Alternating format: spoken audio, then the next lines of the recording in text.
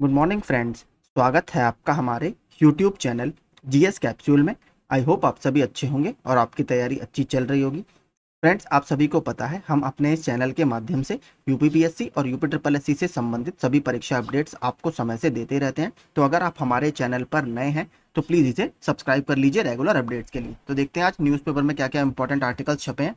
ये देखिए काफ़ी इंपॉर्टेंट है। खाली पदों पर जल्द भर्ती के लिए शासन में नया अनुभाग। तो आपका जो पर्सनल डिपार्टमेंट होता है कार्मिक विभाग, उसमें एक नए अनुभाग 5 की सैद्धांतिक मजदूरी मुख्यमंत्री जी द्वारा दे दी गई है। तो उसके बारे में ये आर्टिकल है। राज्य सरकार विभागों में खाली पदों पर भर्ती प्रक्रिया जल्द पूरा कराने के लिए 100% ई अधियाचन भेजना अनिवार्य करने जा रही है। मतलब जितने भी आपके पद हैं वो सब ई अधियाचन के फॉर्म से ही अब भरे जाएंगे, शासन को भेजे जाएंगे। इसके लिए कार्मिक विभाग में एक नया अनुभाग बनाया जाएगा। मुख्यमंत्री योगी आदित्यनाथ ने इस पर सैद्धांतिक सहमति दे दी है। कार्मिक विभाग जल्द ही इसके गठन की प्रक्रिया पूरी कर लेगा। मुख्यमंत्री ने भर्तियों संबंधी प्रस्ताव भेजने के लिए ई अधियाचन पोर्टल शुरू किया है। इसके माध्यम से सभी विभागों को प्रस्ताव भेजने का निर्देश दिया गया है। इसके बाद भी अभी तक यह प्रक्रिया पूरी तरह से लागू नहीं हो पा रही है।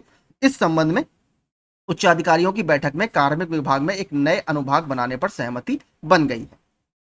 कंप्यूटर में दक्ष युवा और विशेषज्ञ रखे जाएंगे। कार्मिक 5 से नया अनुभाग होगा। इसमें कंप्यूटर दक्ष युवाओं को रखने के साथ ही कुछ विशेषज्ञों को भी जोड़ा जाएगा। सभी विभागों से यही अनुभाग समन्वय करेगा और इसके आधार पर भर्ती संबंधी प्रस्ताव भेजे जाएंगे।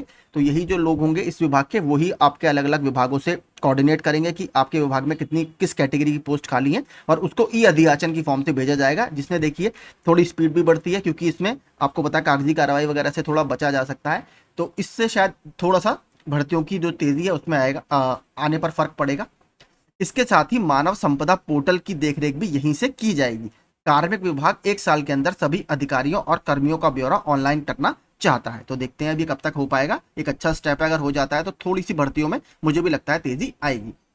जल्द पूरी होगी स्टाफ नर्स की भर्ती प्रक्रिया। तो ये ब्रजेश पाठक जी ने कहा है। यूपी के सरकारी अस्पतालों में शीघ्र ही स्टाफ नर्स व अन्य कर्मचारियों की कमी दूर होगी। जल्द ही अस्पतालों को 17,000 स्टाफ नर्स व अन्य कर्मचारी मिलेंगे। डिप्टी सीएम ब्रजेश पाठक ने नेशनल हेल्थ मिशन के अफसरों को जल्द से जल्द भर्ती प्रक्रिया पूरा करने के निर्देश दिए हैं। तो जो स्टाफ नर्स की भर्ती प्रक्रिया है और अन्य कर्मचारियों के, उसको पूरा करने की इन्होंने रिकमेंडेशन दी है।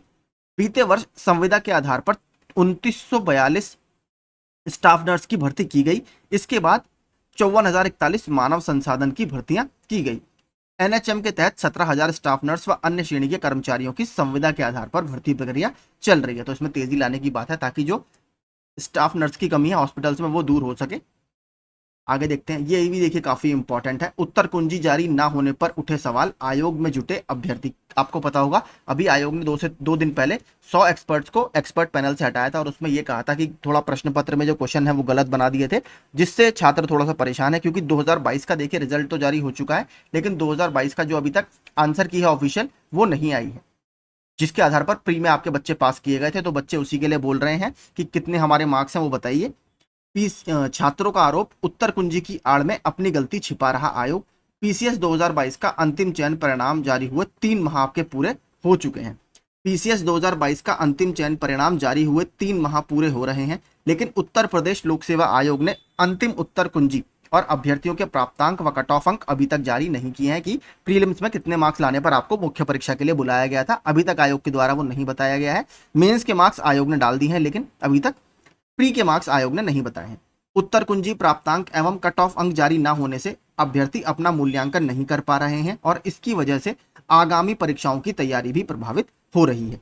यूपीपीएससी ने सोमवार को ही विषय विशेषज्ञों पर बड़ी कार्यवाही की है और गुणवत्तापूर्ण कार्य करने पर 100 विशेषज्ञों को आयोग ने पैनल से बाहर कर दिया है। इस कार्यवाही के बाद बड़ी संख्या में अभ्यर्थी मंगलवार को आयोग पहुंच गए और पीसीएस 2022 की अंतिम उत्तर कुंजी प्राप्तांक व कट ऑफ अंक जारी किए जाने की मांग को लेकर प्रदर्शन किया और ज्ञापन इन्होंने इस पर सौंपा है।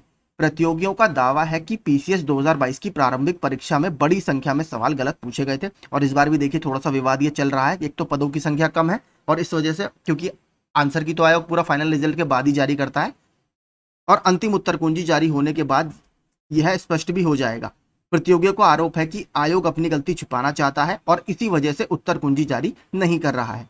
पीसीएस 2020 और पीसीएस 2021 में भी यही करने का प्रयास किया गया था। जब कोर्ट में गया तो आयोग को उत्तर कुंजी एवं कट ऑफ अंक जारी करने पड़े। अभ्यर्थियों ने कहा कि अगर आयोग उत्तर कुंजी, कट ऑफ अंक व प्राप्तांक शीट जारी नहीं करता है तो वे न्यायालय की शरण लेंगे। वहीं आयोग के मीडिया प्रभारी विनोद गौड़ का कहना है कि आयोग को ज्ञापन प्राप्त हुआ है, उत्तर कुंजी, कट ऑफ अंक व प्राप्तांक का जारी करने की प्रक्रिया पर काम चल रहा है। तो देखिए, अब थोड़ा सा दबाव बच्चों ने बनाया है, तो हो सकता है हमें इस वीक ये देखने के लिए भी मिल जाए। इसके अलावा आप देखेंगे जो 2023 का परिणाम आया है उस पर भी थोड़ा सा विवाद चल रहा है और कुछ छात्रों का कहना है कि जब रिजल्ट जारी हुआ उसके थोड़े दिन बाद ही आयोग को 130 नए पदों का अधियाचन भी मिला है। तो वो ये चाह रहे हैं कि इसी साल इन पदों को समायोजित कर दिया जाए, जिससे और बच्चों को मुख्य परीक्षा देने का मौका मिले। प्रतियोगी छात्रों का कहना है कि पीसीएस 2023 में महज 254 पद हैं। छात्रों का दावा है कि प्रारंभिक परीक्षा का परिणाम आने के 2-3 दिन बाद ही आयोग को 130 नए पदों का अधियाचन प्राप्त हुआ है। उनकी मांग है कि आयोग पीसीएस 2023 में इन पदों को शामिल करते हुए प्रारंभिक परीक्षा का संशोधित परिणाम जारी करे ताकि अभ्यर्थियों के लिए अवसर बढ़े। तो अभी आयोग ने 254 पोस्ट पर आपका रिजल्ट निकाला है, लेकिन कुछ छात्र ये कह रहे हैं कि उसके बाद आयोग को 130 और पदों का अधियाचन मिल चुका है, तो वो भी आप इसमें जोड़कर नया रिजल्ट निकालिए। पदों की संख्या के साथ जारी हो आरक्षण का विवरण। प्रतियोगियों ने ज्ञापन के माध्यम से यह भी मांग की है कि आयोग पीसीएस भर्ती के विज्ञापनों में पदों की संख्या के साथ आरक्षण का विवरण भी जारी करे। अक्सर पदों की संख्या कम होने पर अभ्यर्थियों को अपेक्षा के अनुरूप आरक्षण का लाभ नहीं मिलता है, बल्कि नुकसान ही होता है। ऐसे में विज्ञापन जारी होने के साथ ही पदों के आरक्षण को लेकर स्थिति स्पष्ट की जाए। तो ये भी उन छात्रों की मांग है। तो अब देखते हैं आयोग कट ऑफ अंक कब तक जारी करता है। जैसे ही जारी करेगा और ऑफिशियल आंसर की मैं आपको अपने इसी चैनल के माध्यम से बता दूंगा। अगला देखते हैं। ये भी देखिए कल काफी ज्यादा चर्चा में था। रेलवे भर्ती प्रकोष्ठ दफ्तर के बाहर गरजे अभ्यर्थी और नारेबाजी वगैरह की गई है। परीक्षा पास करने के बाद बताया जा रहा है कि पद हो गए हैं खत्म। रेलवे भर्ती प्रकोष्ठ आरआरसी दफ्तर के बाहर रेलवे ग्रुप डी की परीक्षा दे चुके अभ्यर्थियों ने मंगलवार को प्रदर्शन किया। अभ्यर्थियों का कहना था कि ग्रुप डी की भर्ती के लिए उनका चयन हुआ, मेडिकली भी वे फिट हैं, लेकिन अभिलेख के सत्यापन के लिए महीनों से पैनल गठित नहीं किया जा रहा है। वहां बताया जा रहा है कि पद खत्म हो गए हैं, जबकि ग्रुप डी के 575 पद अभी भी रिक्त हैं। दरअसल आरआरसी की ओर से 2019 में 4730 पदों पर भर्ती शुरू हुई, बाद में 4651 पदों पर संशोधित किया गया। 2022 में आपका कंप्यूटर बेस्ड टेस्ट हुआ, इसके सापेक्ष 3 गुना यानी 13,202 अभ्यर्थी दिसंबर 2022 में सफल हुए। लेकिन अब ये कहा जा रहा है कि 575 पद बच्चे कह रहे हैं अभी रिक्त हैं, लेकिन वो जो आरआरसी है वो कह रहा है कि पद आपके खत्म हो गए हैं। तो उसमें देखते हैं अब आगे पूरा इसमें क्या होगा। ईडब्ल्यूएस के सर्वाधिक अभ्यर्थी इसमें बाहर हुए हैं। आरआरसी ग्रुप की इस भर्ती परीक्षा में सबसे ज्यादा नुकसान आर्थिक रूप से पिछड़े वर्ग के अभ्यर्थियों को हुआ है।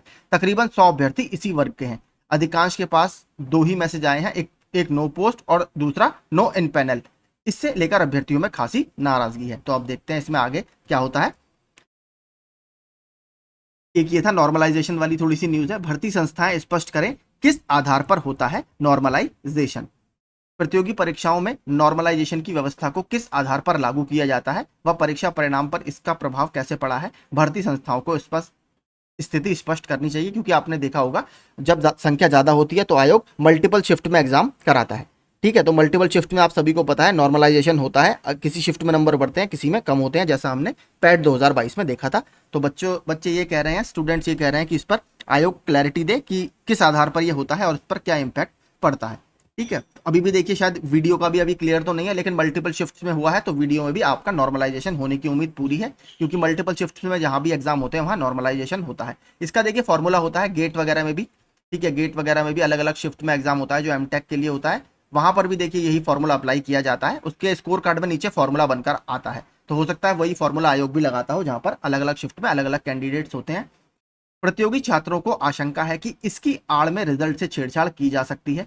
ऐसे में इस पर स्थिति स्पष्ट की जानी चाहिए।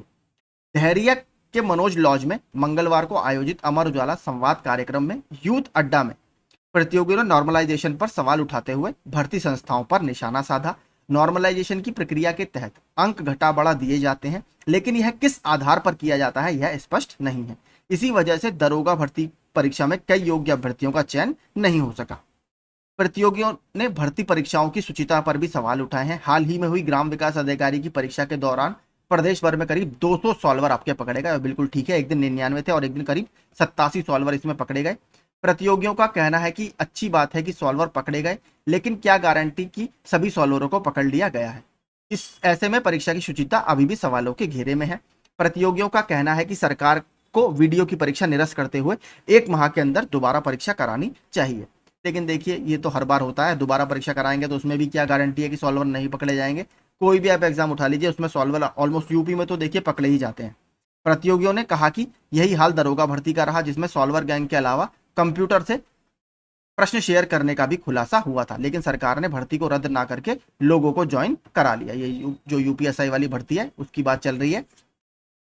ठीक है, तो अब देखते हैं इसमें क्या होगा। ये भी अभी सिर्फ छात्रों की रिकमेंडेशन है कि नॉर्मलाइजेशन का जो इम्पैक्ट है वो आयोग को स्पष्ट करना चाहिए कि इसका क्या इम्पैक्ट कट ऑफ वगैरह पर पड़ता है और कैसे नंबर घटाए व बढ़ाए जाते हैं। मुझे लगता है देखिए, जो फॉर्मूला होता है मैं आपको बता चुका हूँ, गेट वगैरह में तो फॉर्मूला वगैरह अप्लाई होता है, वो स्कोर कार्ड में भी लिखा रहता है।